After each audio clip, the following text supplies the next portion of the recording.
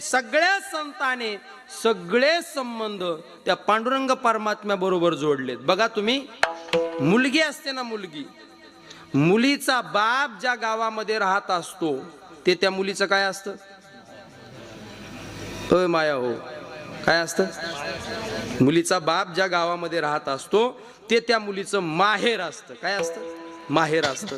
आणि मग पांडुरंग परमात्मा आमचा बाप आहे आणि आमचा बाप ज्या पंढरपुरामध्ये राहतो ना, ते पंढरपूर नुसतं पंढरपूर नाही, तर ते पंढरपूर आमचं काय म्हटले संत?